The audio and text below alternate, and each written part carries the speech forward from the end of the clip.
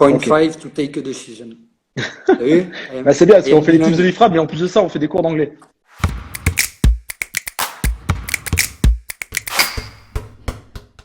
C'est parti, bonjour à tous, bonjour à toutes, bienvenue sur cette nouvelle session des tips de l'IFRAB. Très heureux de vous retrouver sur votre rendez-vous hebdomadaire tous les mercredis à 18h. Et aujourd'hui, on reçoit Rémi Poinas. Est-ce que Rémi, tu peux te présenter déjà? Est-ce que tu vas bien? Et est-ce que tu peux te Je, présenter rapidement? je vais très bien. Me présenter. Je suis conseiller technique fédéral sur la Ligue Auvergne-Rhône-Alpes, sur le secteur de Voiron, sur le secteur des Alpes. Et je suis entraîneur sur le pôle espoir depuis 10 ans maintenant. J'ai fait mes armes, mes premières années à tes côtés. Ça Et remonte. ça remonte. Maintenant que tu es passé sur la formation des cadres, j'ai récupéré la responsabilité du secteur masculin sur le pôle et sur les sélections. Et puis la deuxième grosse mission que j'ai au niveau de la Ligue, c'est sur la formation des entraîneurs, sur le P2 et le P3 du CQP. Voilà. Ok, super. Alors aujourd'hui, tu vas intervenir sur une thématique un peu étrange. Next Play Speed, j'essaie de le dire comme il faut. Alors, qu'est-ce que c'est que cet anglicisme que vous nous faites là avec Charlène? Alors, on s'est pas du tout concerté. Non, Next Play Speed, c'est un thème qui, sur le pôle de Voiron, nous fait creuser un peu les méninges depuis 3 ans, on va dire. On a commencé à en parler à ce moment-là, mais c'est devenu, notamment la saison qui vient de s'écouler, quelque chose qui nous anime en permanence. En gros, pour faire simple, c'est sur la capacité à enchaîner le plus vite possible des actions, la capacité à transiter, la capacité à prendre des infos, à anticiper, tout ça dans la vitesse. Donc c'est un mot qui regroupe pas mal de compétences et de notions qui sont à la base relativement simples. Et cette thématique-là, en fait, elle vient d'un autre sport, elle vient du hockey, et elle a été reprise par des entraîneurs américains. Il y a pas mal de vidéos qui circulent sur YouTube sur ce concept-là, où on voit des exemples avec des joueurs NBA, notamment Jordan sur des matchs de l'époque contre les Pistons, où il marque un panier, il intercepte tout de suite un ballon, il le perd, il le réintercepte, et il monte au contre, tout ça en 5 secondes, quoi. Et en fait, ils essayent de théoriser ce qui peut se passer à haut niveau sur la capacité à enchaîner les actions. Et D'accord. derrière, on en a vraiment entendu parler, notamment avec les Spurs, sur ce que Mhm. eux ils appellent point five, sur la capacité à prendre des décisions très rapidement et à enchaîner justement la capacité à driver, à passer, à se replacer pour créer des décalages, les maintenir et les exploiter par la suite. D'accord. Quand tu dis point five, c'est la référence à il faut arriver à jouer en 0,5 secondes. Exactement. Point Ok. five to take a decision. T'as vu? Bah, c'est bien parce Et qu'on fait les tips de bilingue, l'IFRAB, mais en plus de ça, on fait des cours d'anglais. grave. Donc, et tout ça, ça reste gratuit, bien sûr. Tout à fait. Bon, avant de te laisser complètement la parole pour que tu puisses nous faire voir tes exercices qui changent tout, parce que On c'est va essayer. le terme qu'on a utilisé pour présenter effectivement les tips d'aujourd'hui. Je vous rappelle que cette vidéo-là est accessible dès maintenant en live sur Insta, que vous pouvez aussi le retrouver un petit peu plus tard sur l'IGTV. D'accord, on refait un petit montage pour pouvoir recadrer, c'est plus propre. Et puis que vous pouvez aussi le retrouver encore plus tard sur notre chaîne YouTube. Vous pouvez aussi bien sûr nous suivre sur nos deux réseaux sociaux que sont effectivement Facebook avec les lives le samedi matin et Instagram avec ce rendez-vous-là, les tips de l'IFRAB. Voilà, j'en dis pas plus, je te laisse la parole Rémi pour que tu puisses nous présenter ton premier exercice. Yes. Fais-nous Tac. voir ça. Ouh là là, en Étoile. couleur. En couleur. Parfait. J'ai investi. Quand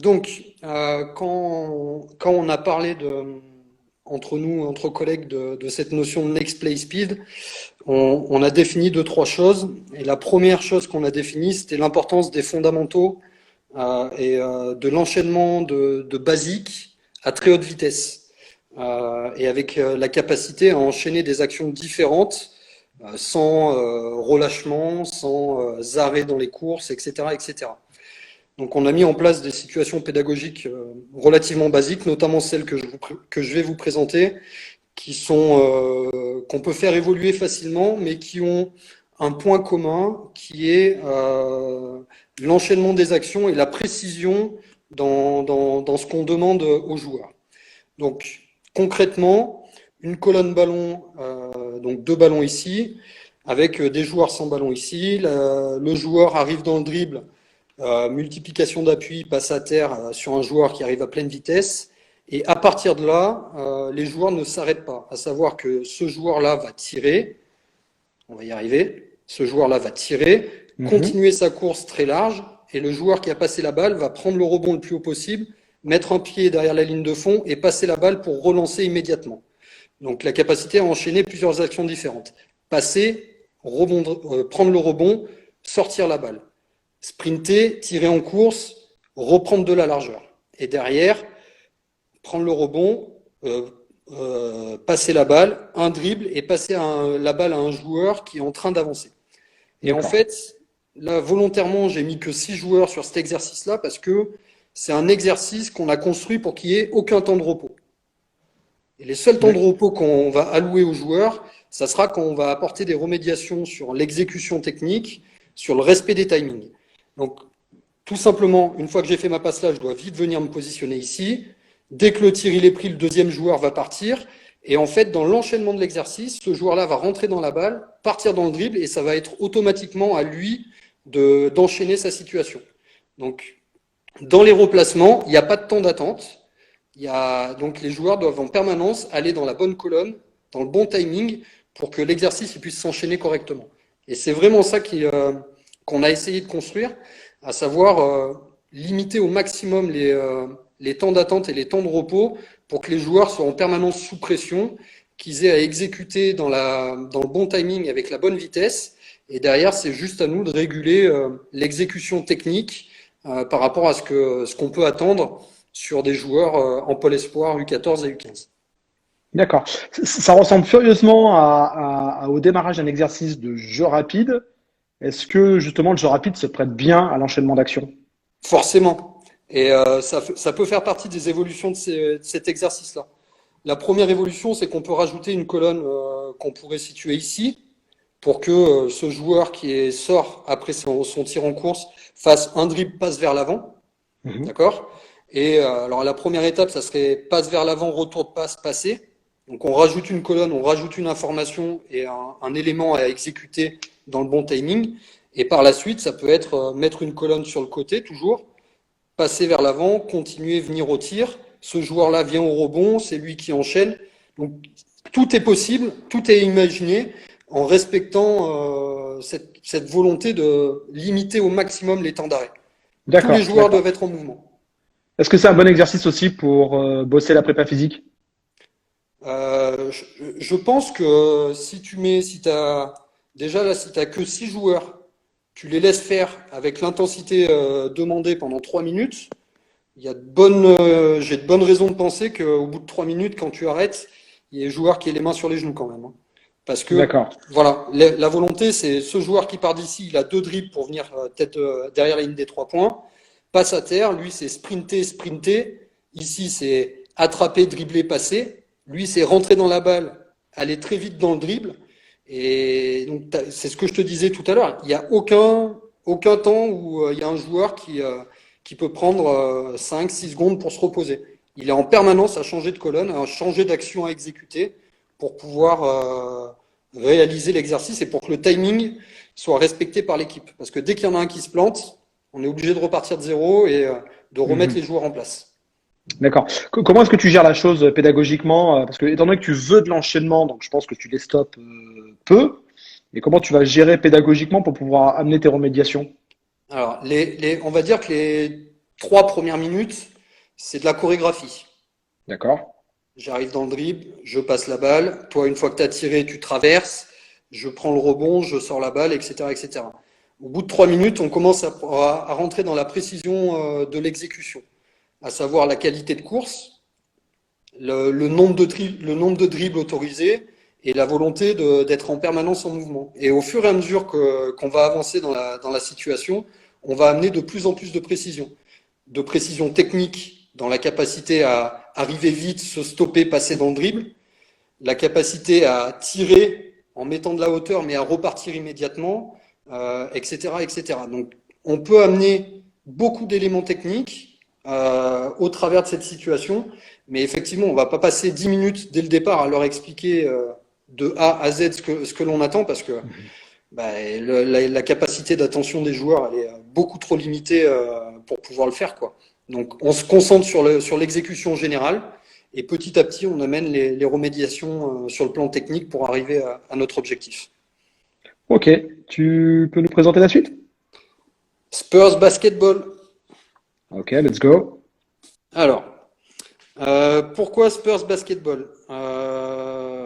On a un groupe d'entraîneurs qui aiment bien se creuser la tête et faire des recherches.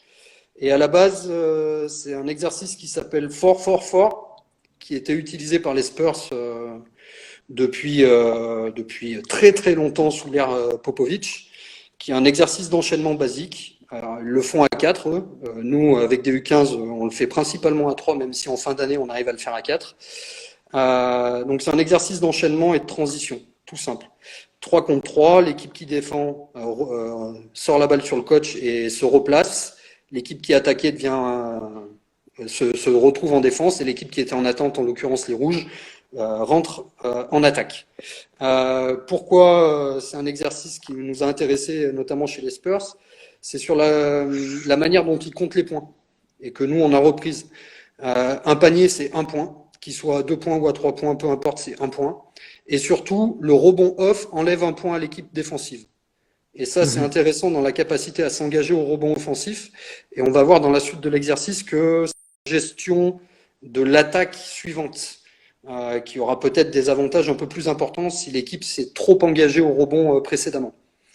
Donc voilà, c'est un exercice qui est très simple, qui nous permet, nous, de travailler sur les transitions attaque-défense, défense-attaque, parce qu'on peut l'envisager dans les deux sens.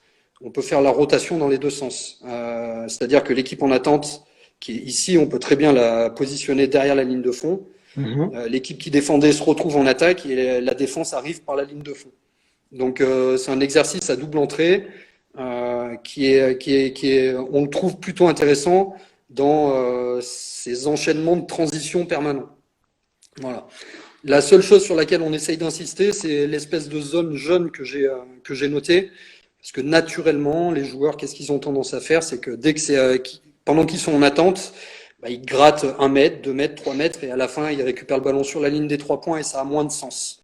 Donc on délimite une zone voilà, proche du milieu de terrain, entre le milieu de terrain et la zone des 3 points, de manière à ce que la défense ne soit pas non plus complètement perdue dans la reprise des joueurs sur la possession suivante, quoi. D'accord.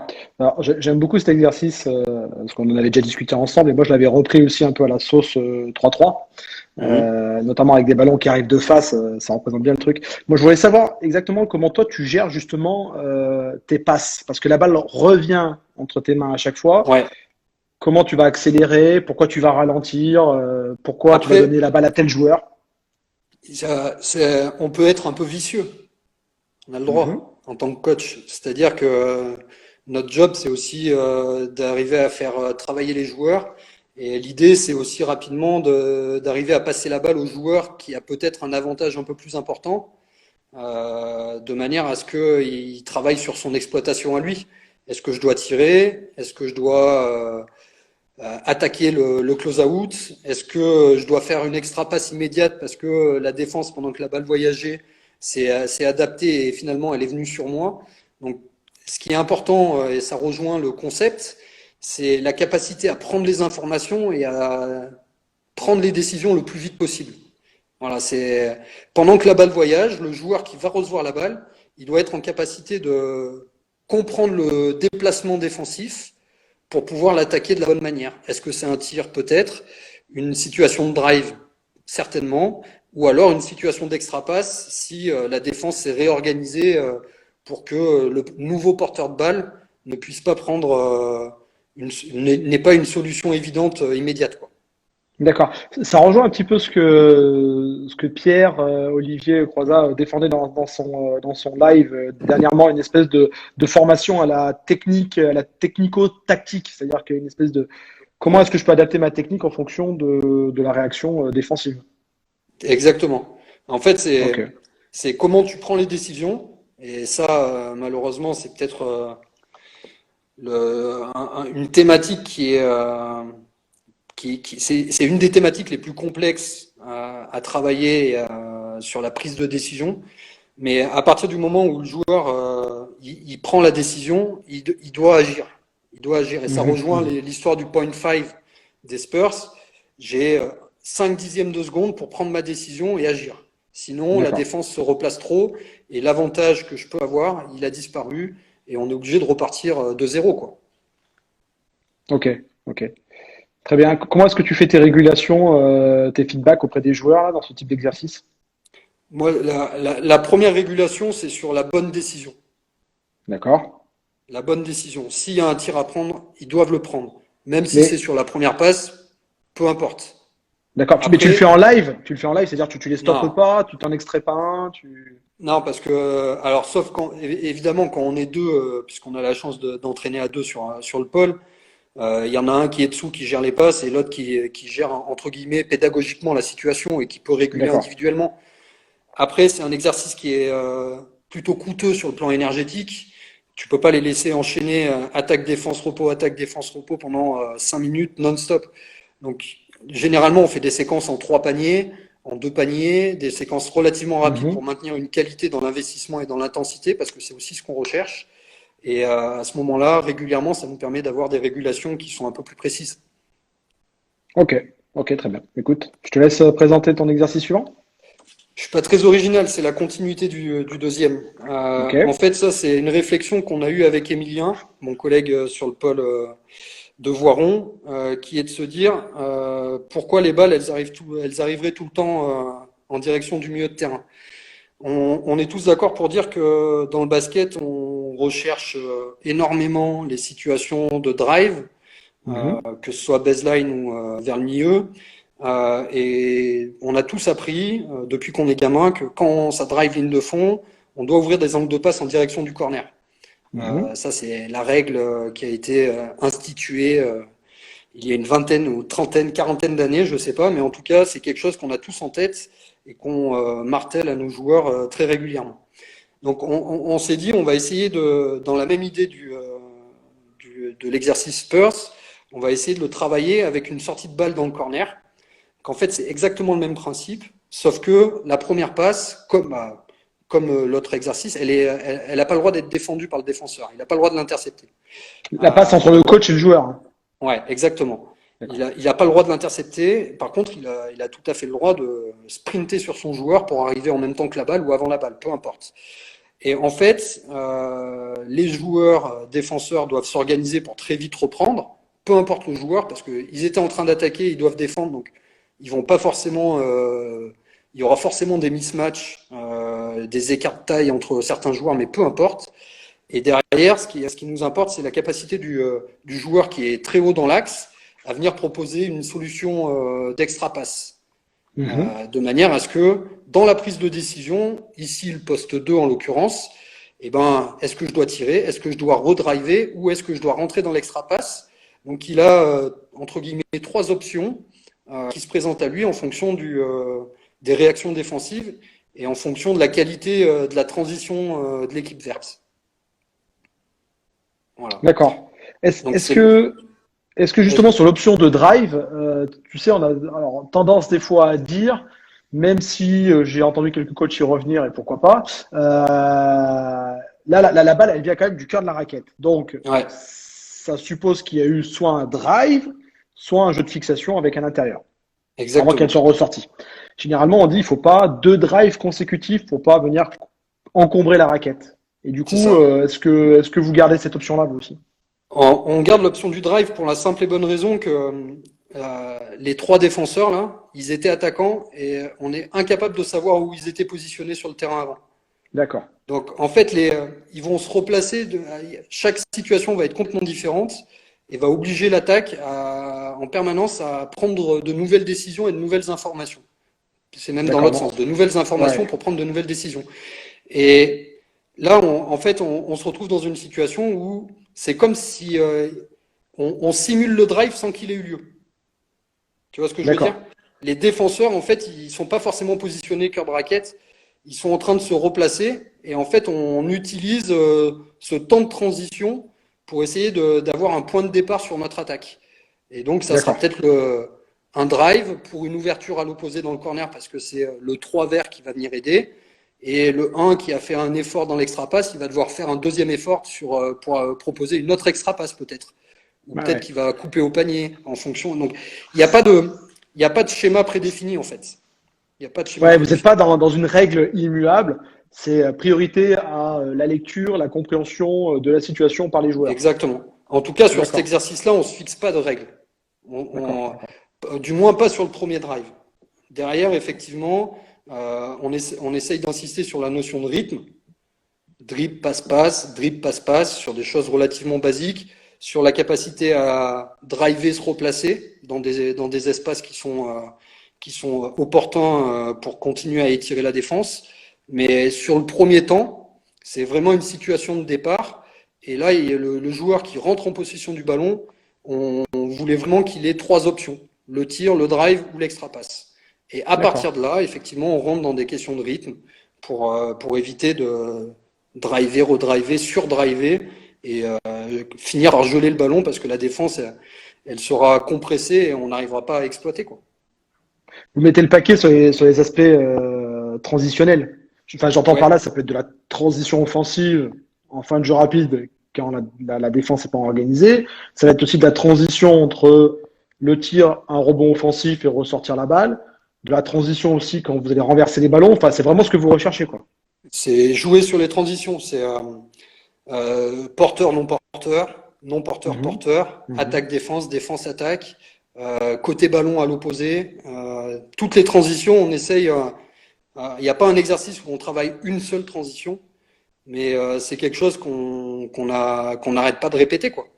T'as passé la D'accord. balle, qu'est-ce que tu fais? T'as passé la balle, tu te replaces. Et c'est pas tu te replaces après avoir regardé ce que ton copain il était en train de faire. C'est tu drives, tu passes, tu te replaces immédiatement parce que s'il tire, bah tant mieux, mais s'il peut pas tirer, il faut qu'on ait une solution derrière et qu'on puisse enchaîner. Quel repère tu donnes justement pour pouvoir se replacer après une action? Bah, si ça va dépendre de l'espace dans lequel tu vas passer la balle déjà. Mhm.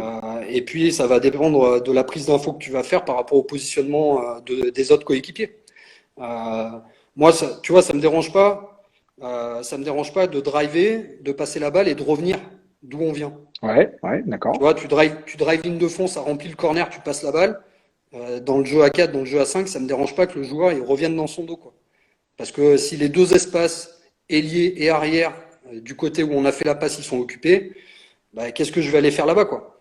Par contre, Ah si ouais, bien il y sûr. a personne dans l'extra passe, bah, s'il est capable de lire et d'aller occuper cet espace-là, bah, c'est très bien. Je pense que tu l'as compris au travers des exercices. L'idée, c'est pas de les enfermer dans des enchaînements prédéfinis. L'idée, c'est Ouais, qu'ils ouais, bien prennent les sûr. infos et qu'ils prennent des décisions.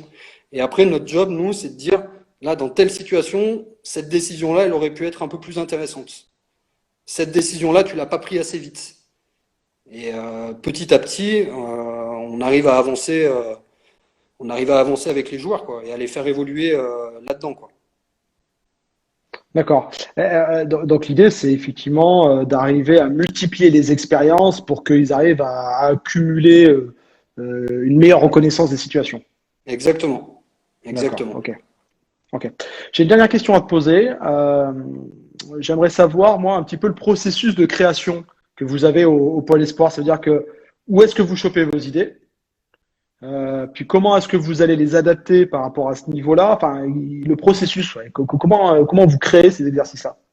Alors, depuis 2 ans, on arrive à se fixer un temps le mardi matin pour parler de thématiques basket ou autres. Bon, bien évidemment, ça dure 2 ou 3 mois, hein, parce qu'après on est pris par Mhm. notre quotidien et on n'a plus le temps de le faire. Plus sérieusement, on n'hésite pas à aller s'inspirer de ce qui se fait ailleurs, de ce qui se fait dans d'autres disciplines. C'est l'exemple du next play speed, ça, à la base, ça vient du hockey. On n'hésite pas à aller s'inspirer sur des cliniques, sur des coachs qu'on estime être pertinents par rapport à ce qu'on veut mettre en place. Forcément, quand on parle de prise de décision, d'enchaînement d'actions, de connaissance du jeu, tout le monde serait allé se tourner vers ce que proposent les Spurs. Et quand je dis les Spurs, c'est Popovic, mais c'est aussi tous ces assistants qu'il a formés et qui sont maintenant aux quatre coins de la NBA, voire même en Europe. Là, tout à l'heure, je regardais, il y a Messina qui a fait des interventions sur Point 5. Il y a le coach de Charlotte, Borrego, pareil. Donc, tous les disciples de Popovic, ils relayent un petit peu ce qu'il a pu mettre en place en son temps, même s'il continue toujours à le faire. Et puis, derrière, nous, on a la chance sur un pôle espoir de s'entraîner tous les jours. Donc, si notre exercice il fonctionne pas, il fonctionnera mieux le lendemain, quoi. Donc, D'accord. on se prend pas la tête. S'il faut essayer un truc parce qu'on a une idée, feu, quoi. Feu. Et puis, si ça fonctionne vraiment pas, j'estime qu'on a suffisamment d'expérience pour l'arrêter et partir sur quelque chose qu'on maîtrise et dont on est sûr que ça va fonctionner. Ouais. L'idée de la sortie de balle dans le corner, au début, c'était un peu folklore, quoi, parce que les passes, elles étaient à moitié interceptées, donc après, il a fallu rajouter des règles. Le poste 1, il venait rarement dans le soutien, donc derrière, il a fallu accentuer le travail là-dessus. Le poste 2, il attendait pas dans le corner, il jouait dans le dos de la défense, il s'écartait, donc on n'était plus dans la même cohérence. Donc voilà, on tâtonne, on fait des essais, on se plante, et puis on modifie pour arriver à nos fins, quoi. Tu valorises quand même aussi beaucoup l'expérience. C'est-à-dire que plus tu accumules toi de l'expérience par essai-erreur sur tes exercices, plus tu peux effectivement proposer quelque chose de qualité à tes joueurs. Le partage avec les collègues, quoi. Ouais, c'est bon. C'était le mot de la fin qui était Ouais, le partage exactement. avec les collègues du secteur féminin. Ça, c'est quelque chose qui est hyper important parce que plus vous allez échanger avec effectivement d'autres coachs, et Rémi l'a dit, de disciplines aussi différentes, plus vous allez développer votre culture de l'entraînement et puis plus vous allez effectivement vous perfectionner, prendre ce qui vous semble intéressant, sur ce quoi vous êtes sensible. Et puis c'est comme ça effectivement qu'on se construit. Voilà, c'était les derniers mots de Rémi pour cette intervention sur les tips de l'IFRAB. Je te remercie vraiment Rémi de cet échange, c'était très cool de ta part. Je vous redis que vous pouvez nous retrouver sur les réseaux sociaux, Instagram et sur Facebook. Instagram, plutôt le mercredi soir à 18h pour les tips de l'IFRAB. Sur Facebook, avec notamment les lives de l'IFRAB le samedi matin à 11h. On recevra Maxime Nélaton de Saint-Chamond samedi matin avec Pierre Olivier qui animera. Et puis, je vous dis à tous au revoir. Merci encore Rémi. À très vite. Bye bye.